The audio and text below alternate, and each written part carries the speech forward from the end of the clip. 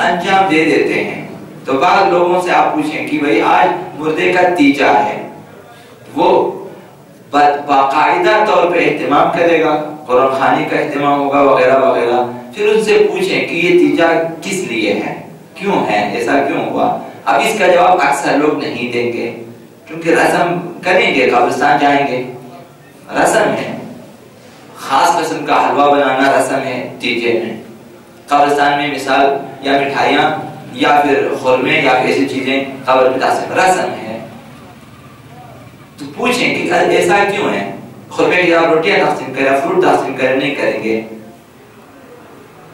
تو وہ رسم ہے، یعنی شعار کہتے ہیں، شعار ہے، ظاہر ہے، ظاہر کو دیکھا ہے، انجام دیتے جائیں گے. مریں گے لیکن پتہ نہیں چلے گا کیوں. قرآن خوانی رسم ہو گئی، قرآن خوانی رسم ہو گئی. اب قرآن پڑھنے کے مختلف طریقے، بعض جوانوں کو بتایا، بعض کو میں نے نہیں بتایا، جن سے جو ہے فری گفتگو ہوتی تھی، ہم نے بیان کیا. جو آپ نہیں پڑھا بند کریں. اب قرآن خوانی کے مختلف طریقے ہوتے ہیں. پہلا طریقہ یہ کہ نہ پڑھیں گے نہ دیکھیں گے، صرف جو ہے لائنوں پہ ہاتھ کریں گے. یہ ایک طریقہ ہو گیا قرآن خوانی کا، انہیں ہمارے ہاں جو ہم نے بنایا ہوا. ایک طریقہ ہے کہ قرآن کو کھولیں گے اور آنکھوں کو گھمائیں گے اس طرح سے، لائنوں کے حساب سے، اس طرح سے نگاہیں، اور یہ قرآن ختم ہو گئی. یہ ایک قرآن خوانی ہے. تیسری قسم ہے قرآن خوانی کی، اس میں ہونٹ ہلیں گے لیکن پڑھیں گے کچھ بھی نہیں، صرف لب ہل رہے ہوتے ہیں، یعنی ہونٹوں کو حرکت دے رہے ہوتے ہیں، پڑھتے کچھ بھی نہیں ہے، اور اس طرح ختم ہو جائیں گے. چوتھی قسم ہے قرآن خوانی کی، اس میں جو ہے 120 کے اسپیڈ پہ پڑھنا ہوتا ہے، جو بھی منہ میں آ جائے تیزی سے پڑھنا ہوتا ہے، آخر تک پہنچا دیا، آپ نے قرآن پڑھ لیا رکھ لیا. اب آگے جا کے 5ویں مرتبے پہ شاید کوئی ہو کہ جو آہستہ آہستہ قرآن کی تلاوت زبان پہ جاری کریں، کلمات کو ادا کریں، سین کو سین، صاد کو صاد ادا کریں، تاکہ یہ قرآن خوانی ہو جائے. تو چونکہ رسم ہے، لہذا جس نے بھی ایسے پڑھا اٹھا جسے آتا ہے وہ بھی اٹھا لیتا، نہیں آتا وہ بھی اٹھا لیتا ہے. اب وہ جو 5-6 قسم کی تلاوتیں ہمارے پڑھنا قرآن اس طرح پڑھ لیتے ہیں چونکہ رسم ہے. اب اسے پوچھیں کہ اچھا آپ قرآن کس لیے پڑھتے ہیں، آپ پڑھنا ہے تو کس طرح پڑھنا چاہیے. اب یہ ظاہری ہے، شعار ہو گیا، یہ رسم ہو گیا. اب اس پہ عمل کرتے جا رہے ہیں. اصل بصیرت ابھی تک حاصل نہیں ہو سکی کہ مجھے اتنی اسپیڈ میں 120 کے اسپیڈ میں قرآن نہیں پڑھنی چاہیے، چونکہ قرآن غلط ہوگا، جب غلط ہوگا گناہ ملے گا، تو نیکی برباد گناہ لازم. ایسے بہت سارے ہیں. تو عزاداری کے بارے میں بھی اسی قسم کے ہیں کہ عزاداری ہوگی، انہوں پتا کہ یہ ایک مقدس چیز ہے، اب نہیں معلوم کیا ہے، لیکن اب یہ مقدس سے زیادہ ہر چیز اس میں جائز ہوگی. محرم کے ہم نے عرض کیا، چونکہ عزاداری مقدس ہوگی ہر چیز جائز ہوگی ہمارے لیے. ہم ہمارے حساب سے بعض اشتہارات جو بعض مقامات پہ لگاتے ہیں حرام ہیں، جائز نہیں ہے، چونکہ وہاں اجازت نہیں ہے مالک کی طرف سے کہ وہاں پہ اشتہار لگا دیں. چونکہ عزاداری لازم لگا دیں گے بغیر اجازت کے. آج آپ نے رنگ کر دیا، کل اس نے اشتہار لگانا اس پہ.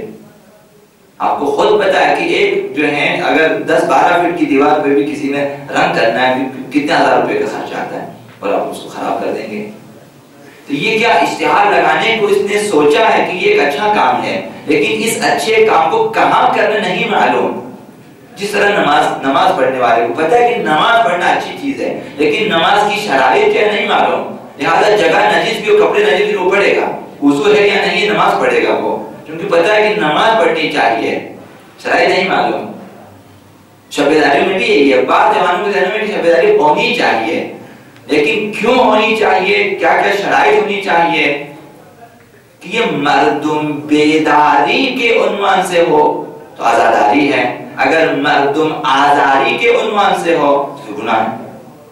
اب یہ ہر شخص لہذا بصیرت حسینی، شعار حسینی میں شعور حسینی پیدا کریں.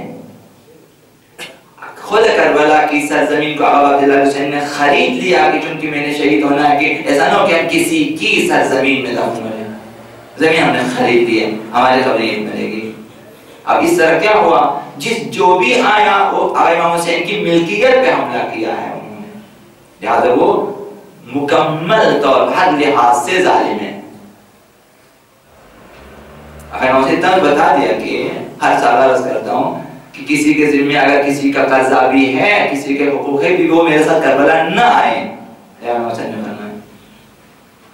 تو شرائط کو مہیا کرنا چاہیے آزادی کے بھی اور قانون کے بھی۔ تو اصل ہدف تک اگر جائیں کہ آپ ایک نوحہ پڑھیں گے تو آپ کو پتا نہیں ہے یہ نوحہ میں کیوں پڑھا اور اس نوحے میں کیا ہے۔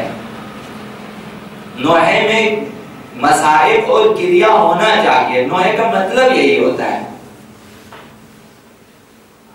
اگر اس میں سے تمام مصائب کو نکالیں اور کچھ اور چیزیں ڈالیں اور اسے نظر نہیں کریں، چونکہ معلوم ہے کہ نوحہ پڑھنا چاہیے لیکن نوحے میں کیا پڑھنا چاہیے نہیں معلوم۔ یار بصیرت حسینی اگر پیدا ہو جائیں تب ہر چیز عبادت بن جائے گی، بیٹھنا عبادت، سانس لینا عبادت۔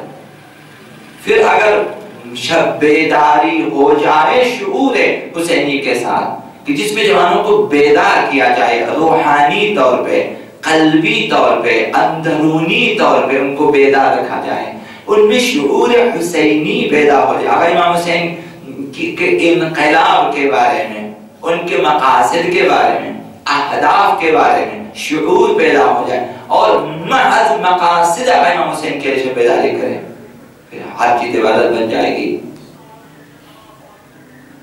مدینے سے کربلا تک تمام مقاصد آقا عبداللہ جنہوں نے بیان کیے ہیں اور یہ ایک جوان کے ذہن میں ہونا چاہیے۔